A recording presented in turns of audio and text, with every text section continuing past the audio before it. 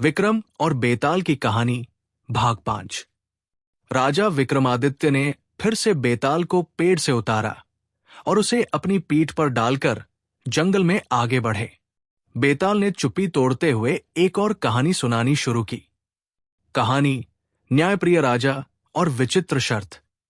प्राचीन काल में उज्जैनी नगरी में राजा धर्मसेन का शासन था। वे न्यायप्रिय और सत्यवादी राजा थे। उनके दरबार में एक बहुत ही बुद्धिमान मंत्री था जिसका नाम सोमदेव था। सोमदेव अपनी चतुराई और नीति से राज्य के सभी मामलों को कुशलता से संभालता था। एक दिन राजा धर्मसेन के दरबार में एक व्यापारी आया और बोला, महाराज, मेरी बेटी विवाह योग्य हो गई है। मैंने निश्चय किया है कि जो भी युवक मेरी एक शर्त पूरी करेगा, मैं अपनी बेटी का विवाह उसी से कर दूंगा। राजा ने व्यापारी से उसकी शर्त पूछी।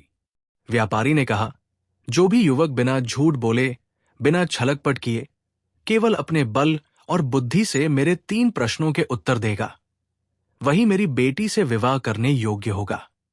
यह सुनकर कई युवकों ने प्रयास किया, पर कोई भी व्यापारी की शर्त पूरी नहीं कर सका। इसी राज्य में एक बुद्धिमान और तेजस्वी युवक विद्याधर रहता था। वो बहुत ही ज्ञानी और साहसी था। जब उसे इस शर्त के बारे में पता चला तो उसने इसे स्वीकार करने का निश्चय किया। वो व्यापारी के पास पहुंचा। व्यापारी ने उसे पहला प्रश्न पूछा, संसार में सबसे शक्तिशाली क्या है? विद्याधर ने उत्तर दिया, मनुष्य का संकल्प सबसे शक्तिशाली होता है, क्योंकि संकल्प से ही मनुष्य असंभव को भी संभव कर सकता है। व्यापारी प्रसन्न हुआ और उसने दूसरा प्रश्न पूछा, मनुष्य का सबसे बड़ा कर्तव्य क्या है?